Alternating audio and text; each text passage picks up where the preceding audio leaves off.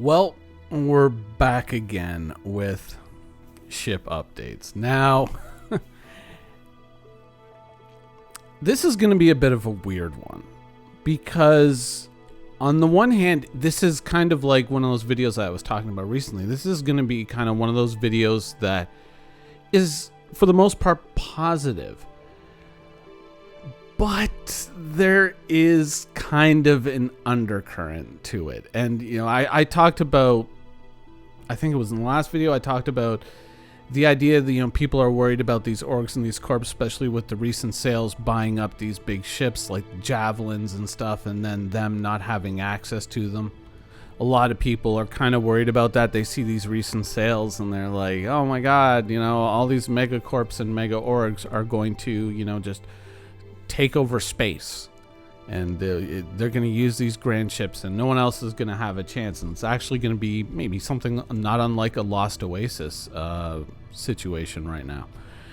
And to that I say this, I mean, there are two big pillars, two big challenges facing Star Citizen, and we're going to lightly touch on both of them in this video. There are two main challenges. There's a lot of bugs, there's a lot of issues within Star Citizen, but for the most part, these are things that you can see that are going to be overcome in time. These are things that you can see that they can get over. But there's two really big challenges facing Star Citizen. One, of course, is the idea of population within the game.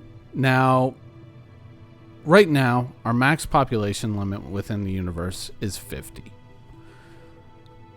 Arguably, maybe you can eke out another 50 players out of that with performance upgrades and fixes and all that sort of stuff. You can get it up to 100. How many players does it take to fully crew a Javelin? 80. Now, of course, there are different people out there with different opinions about that there's going to be a miracle technology, a miracle line of code that's going to be inserted into the game that's going to make it so that we can just have infinite mini instances in every ship, and every ship is its own instance, and you don't have to worry about all the data because you can cull a lot of that data moving between players. So, we're going to be able to have these huge fleet battles. I'm not so sure that that's the case.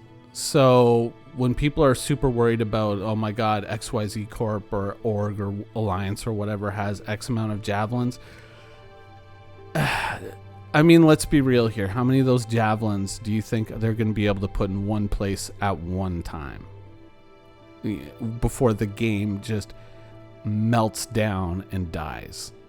I mean, right now, 50 players, and the game is still, it's not like the game is running stable. It's like, no, the server's on a countdown. We just don't know what that countdown is before it just basically dies. So the idea of these mega huge fleets kind of coming in and stomping anybody, I don't think so. Now, as a lead into our other kind of big problem in Star Citizen, we're going to be talking about these new the reworked Vandal fighters. Now, overall, the new Vandal ships, before they did kind of look like they were cobbled together out of, salvaged metal, which is the lore, what the Vandal do, right? And then starting with the blade and moving forward, the ships took more of like a refined and manufactured look, and they started to look a little bit, I don't know, too organized really to give the impression that they were cobbled together from salvaged components. And I think that this is kind of continued with the new look that has been applied to the Vandal. Certainly it takes kind of the general materials that they're using, it almost has a Borg-like appearance. Certainly in later, instances of the Borg, say like Star Trek Voyager, or like an H.R. Giger-esque alien type thing. It starts to look a little bit manufactured. It starts to look like something built by the engineers, in the later not so great alien-esque movies. And so it feels to me like it's kind of breaking away from that. But fighters in general are the other big issue I see with Star Citizen. And, I've talked about this before in other videos, and I've touched on it lightly. And, I've kind of made some points about, auto targeting, guns and turrets and stuff like that. And I think, like, I predicted that was going to happen years ago, because fixed guns there was no reason to put them on. They weren't competitive, and adding auto turrets only made things worse. Now, yeah, the new Vandal ships and the new fighters look cool. And in general, most fighters in Star Citizen do look great. Not every fighter is supposed to be built to taste, but like, there's a lot of effort and a lot of love that goes into building these ships. And I don't want to see that kind of spoiled or ruined. And I feel that there is a very real threat creeping in on fighters, that like, there is like just this insidious threat that's just kind of coming in, and it's just cutting the legs out from under fighters. When you think about, certainly when they're going forward with the new fighter designs, like, what is it, the Origin 125 or 135? The Origin LTI token that a bunch of people bought. One sec, let me get that footage. So here we have this new starter ship, right? And they're kind of showing it off, early gray box. They're just starting to work out things in the interior, but you can see, okay, there's going to be storage space for my guns, my armor, maybe a couple little cargo crates, things that are going to make life easier, as we see in the persistent universe. And you go like, okay, it's not a bad starter ship. It's a great place to start to learn Star Citizen from. If you're a new backer and you bought this legitimately, not for an LTI token, but as an actual ship, yeah, this is going to be a decent thing to get started with. But then later on in the video, they show us this, which is improvements to the Gladius, which include a weapon rack. I don't know, Drake Buccaneer as well? Question mark. But think about, like, these are the changes that we've had to go back to and make into these fighters just to give them a little bit of utility. And when you think of all the restrictions on fighters, I mean, there's going to be armor restrictions, or what type of armor can you wear in the cockpit. That's something that's coming down the road that we know about. A lot of people forget that it's there, but it is going to happen.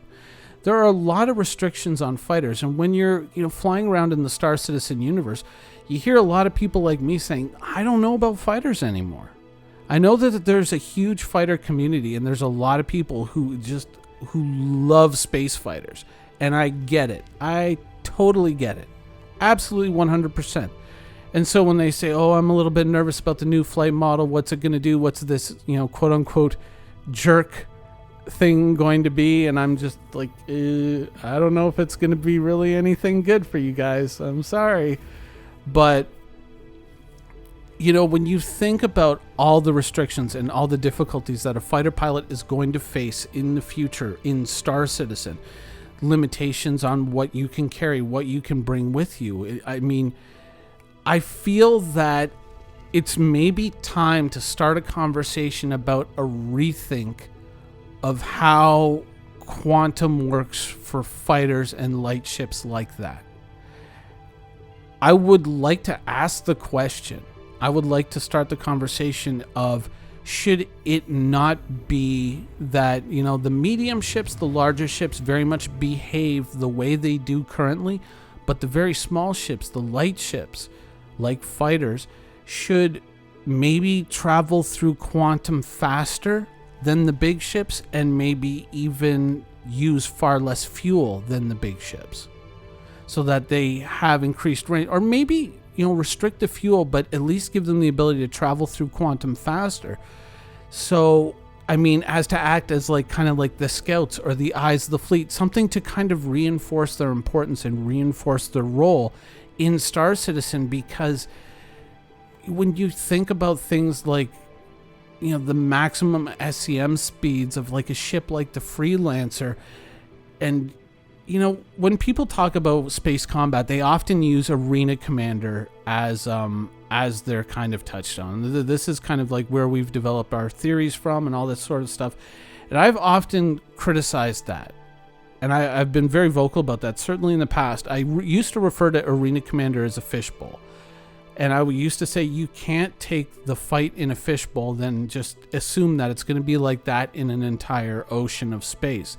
If you think about, let's say, like some old video where someone was talking about, say, like, oh, you're in a freelancer or you're in a buccaneer and this guy's in a freelancer. How do you fight him? Well, you use this to get into a position of advantage, and then that way he can't bring his guns to bear on you, and you can shoot him down. But in the real world, that freelancer is going to accelerate to max speed, and he's just going to decouple and gun you down if you're stupid enough to chase him. And that, it's things like that when I look at fighters and I think, there's a lot of restrictions and there's going to be a lot of difficulties for fighters in the future. Couple that with the fuel issue and the travel time issue. I would like to ask the question, should it not be that fighters actually travel through quantum faster than the bigger ships? I like the speeds that the bigger ships are traveling at now. I think it's fair. I think it's justified. But I think that the fighters should actually travel faster through quantum. Because then they would actually be the scout ships. They would be the eyes of the fleet. They would be able to get around and explore different areas and bring back more detailed information so that they know what they're jumping into and stuff like that. When you think about all these problems that fighters are going to have, especially dedicated fighters, I feel that there's a fair argument to be made to maybe adjust the lore and think about maybe fighters should travel a lot faster through quantum than they currently do. I think that fighters are going to face a number of challenges that maybe some people haven't fully grasped yet. And I think that we should be willing to look at areas to keep fighters viable and to keep fighters desirable in the Star Citizen universe, because it would be a shame to waste all that artwork on something that people just go, I'm just going to stick an NPC in it and make him my wingman because I need to be able to carry all my stuff with me. I think that we can incentivize being a fighter pilot a little bit better, and I don't think that the PU really does that right now. My thoughts. I don't know. Maybe I'm wrong. You can tell me in the comments below. Anyways, that's the show for today. I hope you guys enjoyed it, and thanks for watching.